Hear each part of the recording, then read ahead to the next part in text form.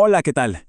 Bueno, hoy vamos a meternos de lleno en una historia que seguro muchos conocen, la de San Francisco y el lobo. Pero ojo, vamos a darle una vuelta, a verla desde un ángulo que nos muestra una lección, súper potente para el mundo de hoy. Vamos a darle. A ver, la cosa empieza en un pueblo llamado Gubbio. Imagínense el escenario. Un lugar que vive con miedo, pero un miedo constante, ¿saben? Y todo por un lobo. Pero no un lobo cualquiera, sino uno enorme, súper violento. Este animal era básicamente el caos personificado, lo que no se puede controlar, esa amenaza que está siempre ahí, esperando justo al otro lado de los muros. Pero como les decía, esto no es solo un cuentito de un santo y un animal. Para nada. En realidad, esta leyenda es mucho más profunda. Es una metáfora increíble sobre cómo reaccionamos, cómo nos paramos frente a las cosas que nos asustan, a todo eso que simplemente no logramos entender. Y aquí está la clave de todo, el punto central. La historia nos está pidiendo que miremos al lobo y no veamos solo a la bestia salvaje. Nos invita a verlo como un símbolo. El símbolo de esa persona que la sociedad deja de lado.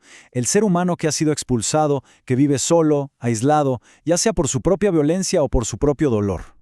Entramos entonces a la primera parte, el lobo y la metáfora.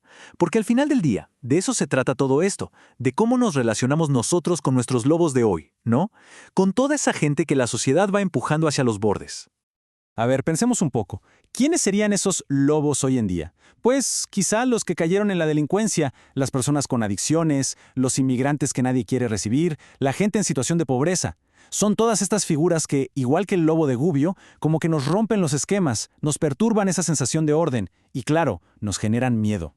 Bien, pasemos a la segunda parte, la amenaza de lo desconocido. Y aquí vamos a fijarnos bien en cómo reaccionó la gente de Gubbio al principio, porque de verdad es súper revelador y se parece muchísimo a cómo reaccionamos nosotros. Claro, frente a esta amenaza, ¿cuál fue la reacción más instintiva? Pues la autodefensa, obvio. La gente de Gubbio quiso, se encerró. Levantaron muros, pusieron barreras a protegerse. Ojo, en ningún momento se pusieron a pensar en entender al lobo, ¿eh? No, solo querían aislarse, poner distancia de esa amenaza. Y bueno, ahora hagamos el paralelo con nuestro mundo, porque esto nos tiene que sonar familiar. Hoy en día hacemos exactamente lo mismo. Levantamos muros y no solo los de concreto en las fronteras, ¿eh? Hablo también de los muros emocionales, los sociales, todo para mantener lejos, para mantener a raya a quienes nos incomodan o nos dan miedo. Y esta es la gran pregunta que nos deja la historia, ¿no? Nos obliga a pensar, porque, a ver, cuando nos encerramos para protegernos, ¿no estaremos en el fondo cerrándole la puerta a cualquier posibilidad de compasión, a cualquier chance de reconciliación? Es algo para darle vueltas. Y aquí, justo aquí, es donde la historia da un giro. Entra en escena San Francisco, con una propuesta totalmente distinta. Una alternativa radical, que va justo en la dirección contraria al instinto básico del miedo. Piénsenlo, mientras todo el mundo se armaba hasta los dientes o se escondía debajo de la cama, Francisco hizo lo impensable. Decidió caminar directo hacia la amenaza. Y su arma no era una espada, no era la fuerza, era la compasión.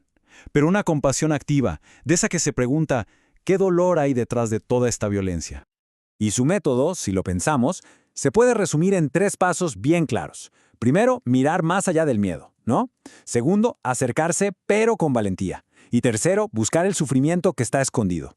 Él entendió algo que fue clave, que la agresividad del lobo no venía de la maldad pura, no, venía de la desesperación, del hambre, de sentirse solo.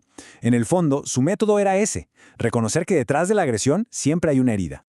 Ok, y este enfoque, esta forma de ver las cosas, nos lleva derechito al punto más alto de la historia, a ese momento, ese encuentro que lo va a cambiar absolutamente todo. Entonces, por un lado tenemos a esta criatura, ¿no? El lobo. El que todo mundo ve como la pura maldad, el que está aislado por un muro de miedo y de odio de todo el pueblo. Y de repente, gracias a ese gesto valiente de Francisco, ese mismo ser temido se transforma y se convierte nada más y nada menos que en el símbolo de que sí, la reconciliación es posible. Y aquí hay algo súper importante. La transformación no fue solo del lobo, ¿eh? La comunidad entera cambió. El pueblo también tuvo su propia conversión. Dejaron atrás ese miedo que los paralizaba y pasaron a la comprensión. y aprendieron la lección más grande de todas, que la seguridad de verdad no se consigue levantando más muros, sino construyendo puentes. Y bueno, todo esto nos lleva a la última parte, a la lección final, la más profunda de toda esta historia. ¿Qué significa de verdad la paz? Miren, la paz, según nos enseña esta parábola, no es simplemente que no haya conflicto, que todo esté tranquilo. No, es algo que se construye activamente. Es el resultado de ponerse a trabajar conscientemente para sanar lo que está roto y para construir relaciones nuevas, basadas en el respeto. El meollo del asunto entonces es este. La paz no es algo que se logra eliminando al enemigo o ganándole. Se logra de otra forma, transformando la relación que se tiene con esa persona o ese grupo, reconociendo lo que necesita y buscando una solución que nos sirva a todos. Y con esta idea cerramos. La historia de San Francisco y el lobo al final nos deja con esta pregunta, ¿no? Dando vueltas en la cabeza.